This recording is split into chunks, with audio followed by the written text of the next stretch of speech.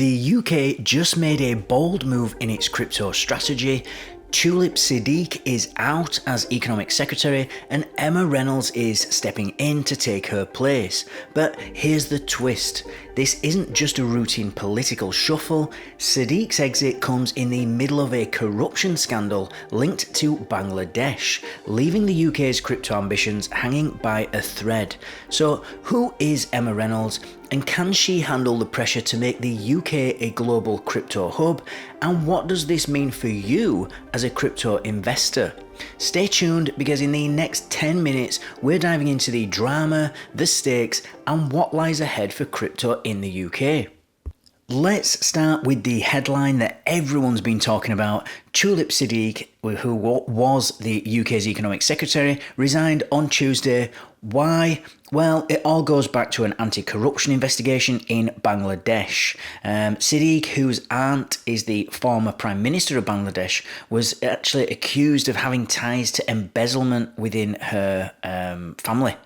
Now, before we jump to any conclusions, an independent advisor actually found no evidence that Siddiq breached any ministerial codes. But still, the optics are not great, and Siddiq herself acknowledged this because in a resignation letter, she actually said something along the lines of continuing my work would be a distraction to the government. And this resignation is significant because Siddiq had just laid out a roadmap for crypto and stablecoin regulations in the UK. And so her departure leaves a lot of uncertainty, and that's kind of where Emma Reynolds now comes in. Now, let's talk about Emma Reynolds.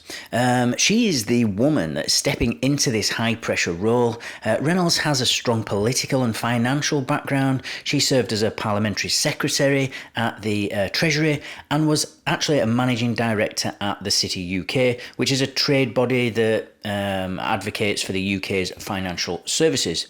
And now what's interesting is that Reynolds has already dipped her toes into the crypto conversation because back in 2022, during a bill debate, she made a bold statement arguing that the UK could actually benefit from being a second mover behind the European Union.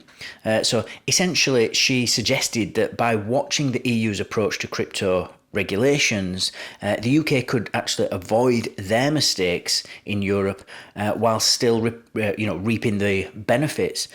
And that's actually a pretty calculated perspective. But the question is, can Reynolds bring this vision to life?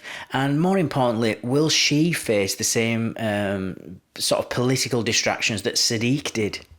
And so here's the big picture. The UK is at a crossroads because countries like the EU and the US are already moving along with clear crypto policies.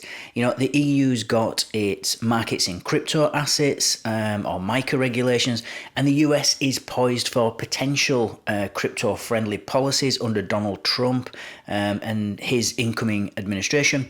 Meanwhile, the UK's FCA, which is the Financial Conduct Authority, has been working on its own crypto regime. But let's be honest, the pace has been slow. And Reynolds now has this daunting task of kind of catching up and catching up fast. Now, there is a lobby group out there called Crypto UK. They have said that they're optimistic. They've welcomed Reynolds' appointment. And they've also cited their long-standing collaboration with the government. But optimism alone isn't going to solve these challenges ahead. There's a lot on the table, and whether it's from regulating stablecoins to tackling illicit crypto activities and even planning for a potential CBDC, there really is a lot going on at the moment. Now, let's just zoom out for a moment because the UK has this kind of unique opportunity here. So while the EU is establishing itself as a regulatory leader and kind of taking all the risks, and the US is debating its next steps, the UK can position itself as a global crypto hub, but timing is going to be everything. Reynolds is going to need to act quickly. She's kind of hit the ground running here, and she's going to have to set out clear guidelines that are going to attract crypto innovation and establish the UK as this safe yet forward-thinking country or environment for digital assets, because any delays could see the UK falling behind, and if you fall behind, you lose talent and investment to other regions with more advanced sort of crypto ecosystems. And remember, this isn't just about regulation, it's actually about competition. And so if the UK wants to stay relevant in the financial world, it's going to have to make bold moves now. And of course, it's not all smooth sailing. Balancing innovation with regulation is not an easy task, and the UK needs to protect consumers whilst also trying to encourage innovation. And it also has to address these sort of public concerns about crypto-related scams, because they're always in the news, and these illicit activities, financing terrorism, things like that. And then there's this question of a CBDC, a central bank digital currency. The Bank of England has already hinted at exploring this digital pound. Some are calling it Britcoin. But how will that fit into Reynolds' broader crypto agenda? These are the kind of tough questions that are going to require decisive leadership. And so lastly, the question really comes, where does this actually leave us? Emma Reynolds has taken on one of the most high stakes roles in UK politics right now. She's got the experience, but does she have the vision to actually steer the UK's crypto policy in the right direction? Is she going to push forward bold reforms? Or, is political pressures going to hold her back? And I want to hear your thoughts. Do you think Emma Reynolds is the leader that the UK's crypto sector needs right now? Or is this just a case of new name, same game plan?